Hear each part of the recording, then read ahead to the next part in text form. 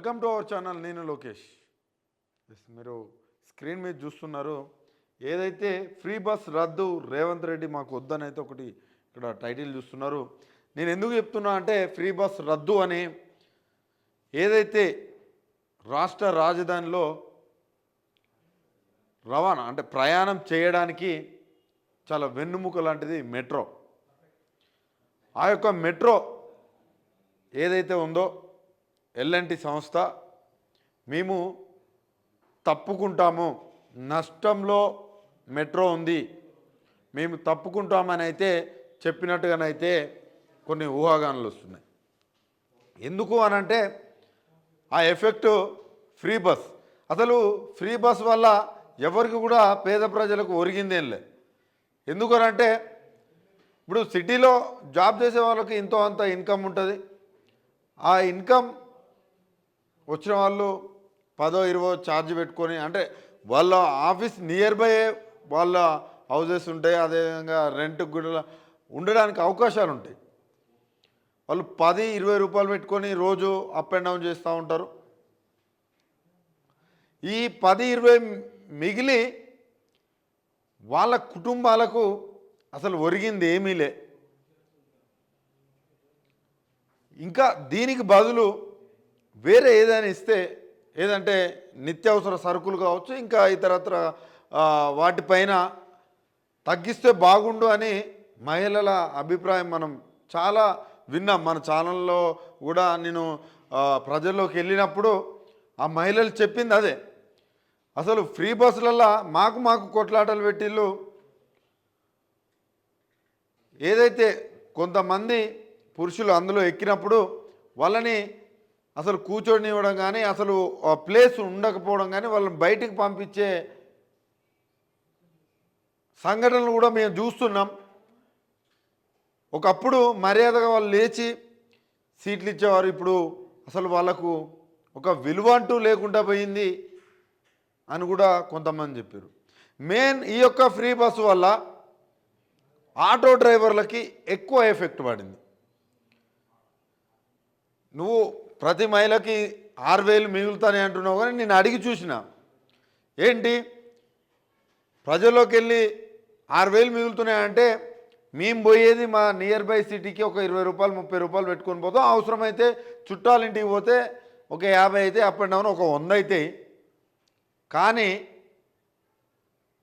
ఈ యొక్క free bus వల్ల మేము ఎక్కలేక కింద పడి కాళ్ళు ఇరగడం, అదేవిధంగా సీటు కోసం కొట్లాటలు, ఇవన్నీ మేము భరించలేకపోతున్నామని చెప్తున్నారు మహిళలు. కంప్లీట్గా ఫ్రీ బస్ అనేది ఫెయిల్యూర్ ప్రాజెక్ట్, అదొక ఫెయిల్యూర్ పథకం. ఆల్రెడీ మనం కర్ణాటకలో చూస్తున్నాం, దాని ఎఫెక్ట్ చూస్తున్నాం.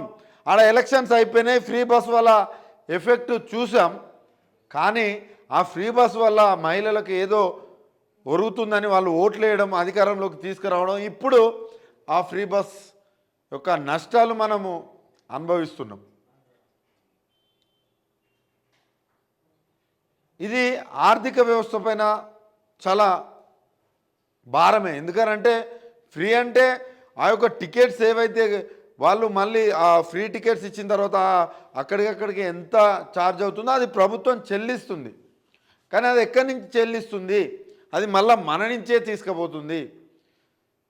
మన నెత్తిన చేయి పెట్టే ఆ డబ్బులు ఈ ప్రభుత్వం తీసుకుపోతుంది. రేవంత్ రెడ్డి తన ఇంట్లోనికెళ్ళి ఇయ్యడు, రేవంత్ రెడ్డి తన సొంత ఆస్తులు అమ్మి ఇయ్యడు, కానీ మన ఇంట్లోనికెళ్ళే తీసుకుపోతున్నాడు. కానీ ఇదంతా ఒక ఎత్తు అయితే,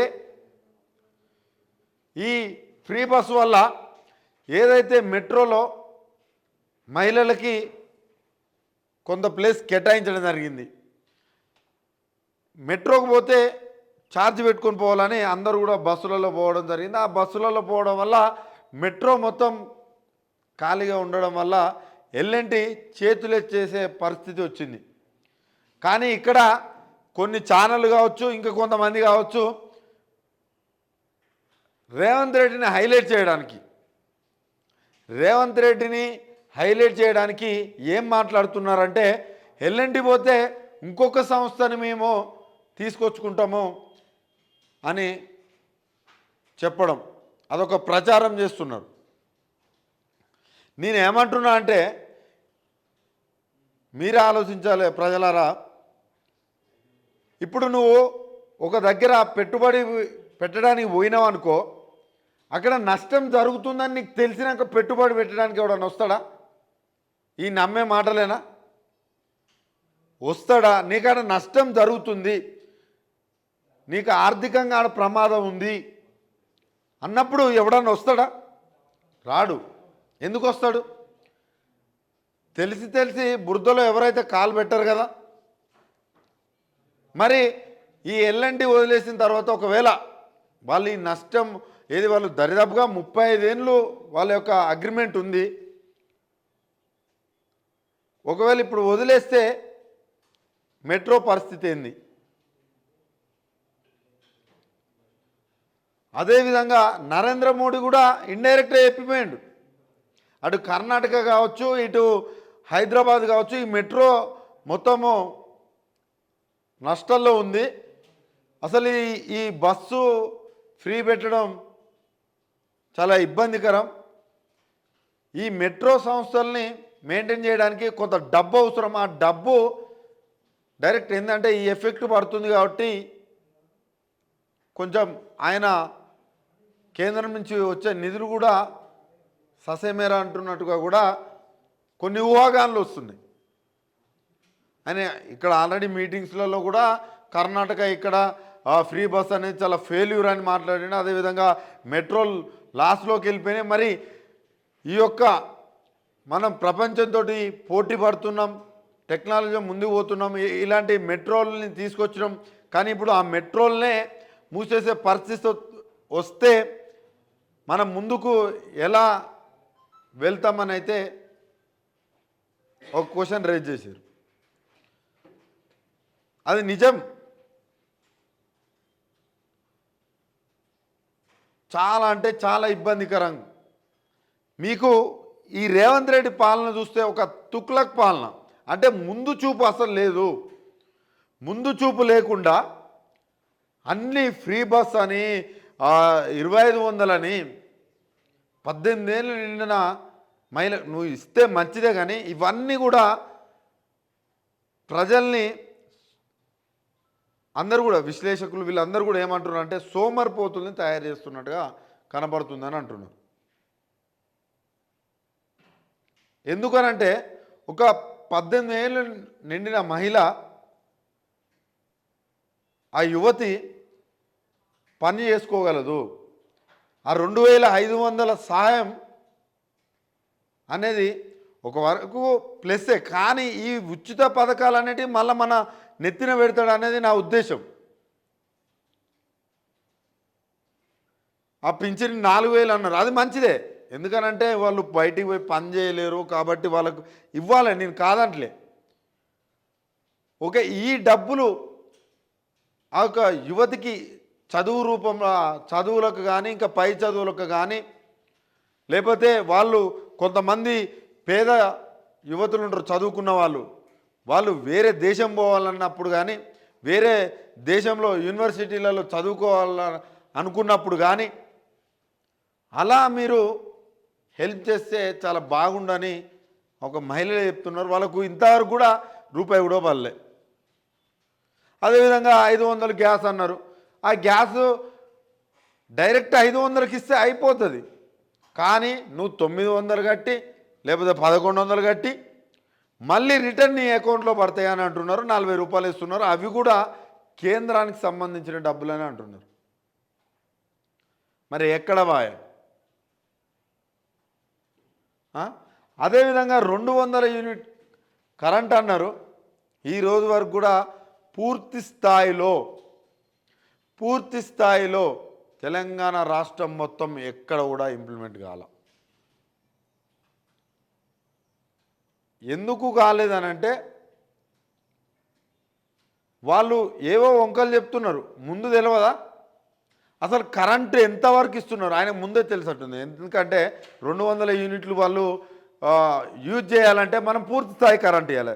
సో మనము కరెంట్ ఇయ్యం, వాళ్ళు యూజ్ చేయరు, ఆ బిల్లు కూడా చాలా తక్కువ పడుతుందని అనుకుంటున్నాడు. ప్రజల్ని మభ్యపెడుతున్నాడు, ఇచ్చామని మభ్యపెడుతున్నాడు. ఎంత సిగ్గుచేటంటే ఆఖరికి జర్నలిస్టులకే మీరు చూడలేదేమో, నేను ప్రకటించిన అది చేసినా ఇది చేసినా కానీ మీరే చూడలేదేమో అన్నట్టుగా మాట్లాడుతున్నాడు. జాబ్ క్యాలెండర్ రిలీజ్ చేసిండంట, 2 లక్షల ఉద్యోగాలు ఇచ్చిండంట. ఇవన్నీ కూడా తుగ్లక్ పాలనని గుర్తు చేస్తున్నాయి.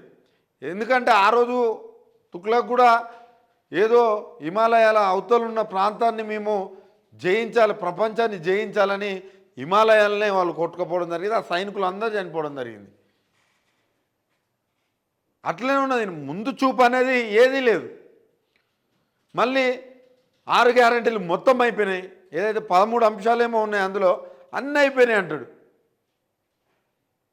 ప్రజల్లో చాలా తీవ్రమైన వ్యతిరేకత వచ్చింది.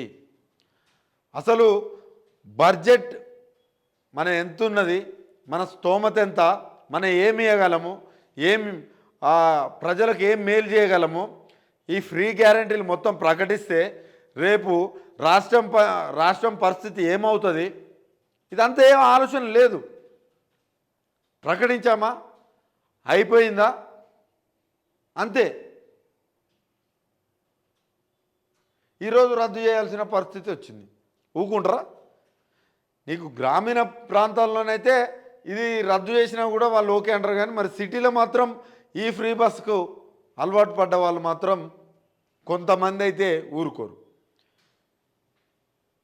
వాళ్ళు ఒకటే చెప్తున్నారు, టీచర్స్ కావచ్చు, ఇంకా సాఫ్ట్వేర్ ఉద్యోగులు కావచ్చు, ఇంకా ప్రైవేట్ రంగంలో ఉద్యోగులు కావచ్చు, ఇంకా అందరికీ కూడా యూజ్ అవుతుంది. కానీ మా రైతులకు ఏమి యూజ్ అవుతుంది ఫ్రీ బస్ అనేది మహిళలు చెప్తున్నారు. మేము బాయికాడికి పోయే వాళ్ళం, మేము వ్యవసాయం చేసుకునే వాళ్ళం, నిత్యం పొలాలలో ఉండేటోళ్ళం, మాకు ఫ్రీ బస్ ఏం యూజ్ అవుతుందని అలా అడుగుతున్నారు. మరి రేవంత్ రెడ్డి చెప్పిన దాని ప్రకారం చూస్తే ఈ మహిళలు మరి ఆ బస్సు ఆ పొలాలకి ఆ చిలకలకి తీసుకుపోతున్నట్లుగా ఈయన మాటల వ్యవహారం ఉంది. ఎందుకంటే ప్రతి మహిళకు 6,000 మిగులుతున్నాయట. ఎట్లా మిగులుతున్నాయి అనేదే నా క్వశ్చన్. చెప్పాలి కదా, ఎట్లా మిగులుతున్నాయి అనేదే నా క్వశ్చన్. అరే అటు ఉద్యోగాలు లేక రోడ్ల మీద విద్యార్థులు తిరుగుతున్నారు, వాళ్ళకన్నా హెల్ప్ చేయొచ్చు. అదేవిధంగా నువ్వు మీ మేనిఫెస్టోలో మీ దాంట్లో మీ 6 గ్యారెంటీలు మీ దాంట్లో పెట్టిన దాంట్లోనే 500 బోనస్ ఉంది, అదన్నా చేయొచ్చు రైతులకు మేలు. ఎందుకంటే సిటీలో ఉన్న వాళ్ళు ఎంత సంపాదించిన డబ్బునైతే తినలేరు. ఏదైతే ఆ రైతు పండించినా ఆ గింజలు తినాలి మనం. కాబట్టి వాళ్ళకి హెల్ప్ చేస్తే ఈ పట్టణ ప్రజలు కూడా ఏం పెద్దగా దాన్ని తప్పుపడరు. ఎందుకనంటే రైతు మంచిగుంటే మనకు మంచి ఫుడ్ వస్తుంది అని వాళ్ళకు కూడా మంచి అవగాహన ఉంటుంది. మళ్ళీ ఈయన పెద్ద రైతు అని చెప్పుకుంటూ ఉంటాడు. ఇక్కడనే అవపడుతుంది. ఈ ఎఫెక్ట్ మెట్రో పైన పడ్డది. మెట్రో నుంచి ఎల్ఎన్టీ సంస్థ తప్పుకుంటామనే ఊహాగానాలు వస్తున్నాయి. అదేవిధంగా ఎల్ఎన్టీ సంస్థకు సంబంధించిన కొంతమంది కూడా ఇవి డైరెక్ట్ మాట్లాడితే ఆయన పైన కూడా కాంగ్రెస్ పార్టీ విరుచుకుపడ్డది. కాబట్టి ఇప్పుడున్న పరిస్థితులలో రేవంత్ రెడ్డికి కేంద్రం అవసరం చాలా ఉంది. కేంద్రంలో కాంగ్రెస్ రాకపోతే ఇంకా అంతేగా కథ మొత్తం కంచికే. రేవంత్ రెడ్డి కథ మొత్తం కంచికే. ఫ్రీ బస్సునైతే బొందబెట్టినట్టే. ఫ్రీ బస్సును దాన్ని 100% నేను చెప్తున్నా, ఇంకో 6 months అంతే. ఇటు ఆటో డ్రైవర్లకు 12,000 కూడా ఇస్తా అన్నాడు. మళ్ళీ కొంతమంది మంత్రులు అయితే మేము అండగా ఉంటాం, ఇంకా సీతక్క అయితే ఆటో డ్రైవర్లు చనిపోతారంటే ఇది పెద్ద సృష్టిస్తున్నారు, వాళ్ళని రెచ్చగొడుతున్నారు ప్రతిపక్షాలని అంటది. ఇది వాస్తవం కాదా సీతక్క అని నేను అడుగుతున్నా. సీతక్క గారు, ఇది వాస్తవం కాదా? ఫ్రీ బస్సుల వల్ల ఆటో వాళ్ళకి ఎఫెక్ట్ పడ్డదా లేదా? మీరిచ్చే 1000 రూపాయలతోటి కనీసం సీతక్క గారు మీరు ఒకరోజు హోటల్ పోయి భోజనం చేస్తే ఎంత బిల్లు అవుతుందో చూడండి.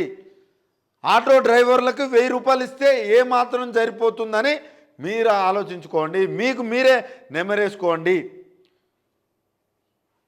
మీ కుటుంబ సభ్యులలో మనవడో ఇంకా ఎవరో మీ కుటుంబ సభ్యులు ఉంటారు కదా, వాళ్ళకి కనీసం చొక్కా కొంటే ఎంత అవుతుందో మీరు ఆలోచించుకోండి. ఆ 1000 రూపాయలకి ఏమొస్తుంది ఆటో డ్రైవర్లకి? ఏమీ రాదు. అదే 1000 రూపాయలు ఇదే ఎమ్మెల్యేలకు జీతాలు పెడితే బాగుండునా? ఒక 5000 పెడితే బాగుండునా? ఎందుకు? మీరు ప్రజాసేవ కోసమే కదా. మీ వెహికల్ ఖర్చు ఎట్లా ప్రభుత్వాలే భరిస్తాయి కదా. మీకు శాలరీ రూపంలో ఒక 5000 అంటే ఆటో డ్రైవర్లు సంపాదించుకొని రోజంతా తిరిగి తిరిగి తిరిగి వాళ్ళే డీజిల్ పోసుకొని వాళ్ళే అన్నీ చేసుకుంటే 1000 రూపాయలు సరిపోతాయంటే, మీరు ప్రజాసేవకులుగా ఉన్నప్పుడు మీ ఛార్జీలన్నీ ప్రభుత్వం భరించినప్పుడు మీకు ఒక 5000 ఇస్తే 5 రెట్లు ఇస్తే సరిపోతుంది కదా. పోనీ 10 రెట్లు తీసుకో, 20 రెట్లు తీసుకో, 20,000 సరిపోతుందా? సరిపోదు. మీకో లక్షల లక్షల జీతాలు, మీ మంత్రులకు లక్షల లక్షల జీతాలు, మీ ఎమ్మెల్యేలకు లక్షల లక్షల జీతాలు, కానీ సామాన్యునికి నష్టం జరుగుతుందంటే మాత్రం 1000 రూపాయలు. ఇది ఎక్కడి న్యాయం? ఇది న్యాయమేనా?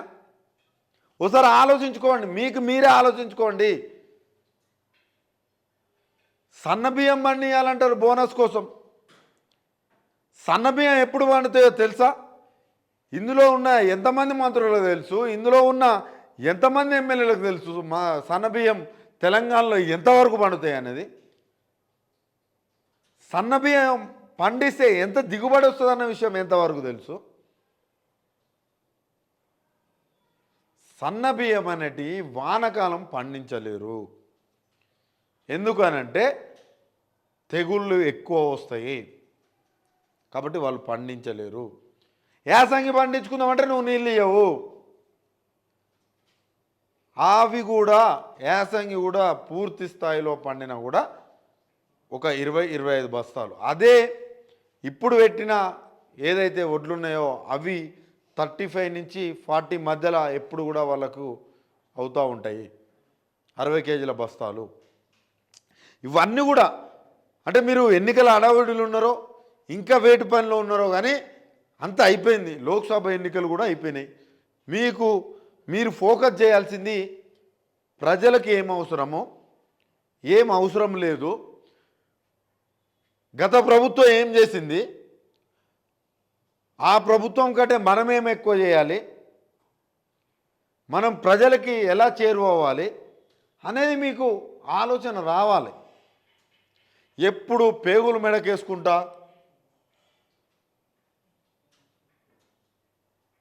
ఇంకా కొన్ని మాటలు నేను చెప్పలేను, అలాంటి చొక్కాలిపుతా ఏంది ఇదంతా చాలా వల్గర్గా ఉన్నది. ఆల్రెడీ మీకు ఈ ఫ్రీ బస్ ఎఫెక్ట్ అవుపడింది. ఈ ఫ్రీ బస్ ఎఫెక్టే చాలా కూడా మీకు అవుపడింది. మొత్తానికి ప్రజలారా నేను ఒక్కడే చెప్తున్నా, ఫ్రీ బస్ పని కథమే. ఫ్రీ బస్ ఒకవేళ నడపాలంటే మెట్రో కథమే. అర్థమవుతుందా? రెండిట్లో ఏదో ఒకటి, నాకు తెలిసినంత వరకు అయితే రెండిట్లో ఏదో ఒకటి ఉంటుంది. ఇక మెట్రో కూడా ఫ్రీ పెడితే ఇంకా అద్భుతంగా ఉంటుంది, ఇక చాలా అద్భుతంగా ఉంటుంది. సిటీ ప్రజలు మొత్తం ఇప్పటివరకు అయితే బీఆర్ఎస్ పార్టీకి ఇచ్చినట్టున్నారు అత్యధికంగా ఓట్లు, కానీ ఇప్పుడు సిటీకి కూడా పెడితే చాలా అద్భుతంగా ఉంటుంది. ఏది ఆ మెట్రో వల్ల చాలామంది లక్షల మంది కోట్ల మంది రోజు ప్రయాణిస్తూ ఉంటారు. రోజు లక్షల్లో మొత్తం నెలల వ్యవధిలో ఇట్లా చూస్తే కోట్లాది మంది కూడా మొత్తం అందులోనే ప్రయాణిస్తారు. వాళ్ళకు కూడా ఫ్రీ ఇస్తే బాగుంటుంది. వాళ్ళతో పాటు ఈ పురుషులకు కూడా ఫ్రీగా పెట్టాలి. ఎందుకంటే ఎక్కువ పనులకు వీళ్ళే తిరుగుతారు. మహిళల కంటే పురుషులకు కూడా పెడితే మొత్తం ఇంకా గమ్మత్తుగా ఉంటుంది. ఇక తెలంగాణ మొత్తం ఇంకా ఫ్రీ అయిపోతుంది. ఇక అప్పుడు గమ్మత్తుగా ఉంటుంది. కొంచెమన్నా ఆలోచించాలనేది నా యొక్క వర్షన్. ఒక సీఎం హోదా నుండి కొద్దిగా నన్ను ఆలోచించకుండా ఎలా ప్రకటిస్తారండి ఇవన్నీ? నేను ఈరోజు చెప్తున్నా, రెండిట్లో ఏదో ఒకటి, మెట్రోనా ఫ్రీ బస్ రద్దు చేయడమా, రెండిట్లో ఏదో ఒకటి అవుతుంది. మనం చూస్తూ ఉంటాం. ఈ యొక్క వైఫల్యాలు వస్తూనే ఉంటాయి, ఇంకా ఇంకా వస్తాయి. వీళ్ళు ప్రకటించేటి కానీ ఇంకా కానీ 5 నెలలలోనే నరకం అంటే ఏందో తెలంగాణ ప్రజలకి ఈ యొక్క ప్రభుత్వం చూపెడుతుంది. నరకం అంటే ఏందో చూపెడుతుంది. ఎప్పుడైనా ప్రజలారా నేను ఒక్కటే విజ్ఞప్తి చేస్తున్నా, మనం ఓటేసే ముందు ఎవరికి ఓటేస్తున్నాం, మన ఆలోచనలకి అంటే మనం బాగుపడాలంటే ఏం చేయాలి అనేది దాన్ని ఎవరైతే ఆలోచిస్తారో ఆ ఆలోచనలకు ఎవరైతే దగ్గర ఉంటారో వాళ్ళకు ఓటేయాలి. అలాంటి నాయకుల్ని మనం ఎన్నుకోవాలని అయితే నేను కోరుకుంటున్నా. మొత్తానికైతే ఫ్రీ బస్ అయితే ఉండేలానైతే అవపడట్లేదు. మహిళలకైతే ఇది పెద్ద షాకే. ఎందుకంటే నేను మహిళలకు షాక్ అని కూడా అన్నాను. ఎందుకంటే దాన్ని రద్దు చేయాలనే చాలామంది కూడా అన్నారు. నేను ప్రజల్లోకి వెళ్ళినప్పుడు కూడా నేను రాష్ట్రం మొత్తం తిరిగిన, ఉమ్మడి 10 జిల్లాలు కూడా తిరిగినప్పుడు మొత్తం కూడా ఇదే టాక్ వినపడింది. ఇంకో దానిపైన మాకు సరుకుల పైన ఈయన తగ్గిస్తే బాగుండని అనిపిస్తుంది. కానీ ఇలాంటి తుక్లక్ పాలనని చూస్తామని అయితే మేము ఎప్పుడు కూడా అనుకోలేదు.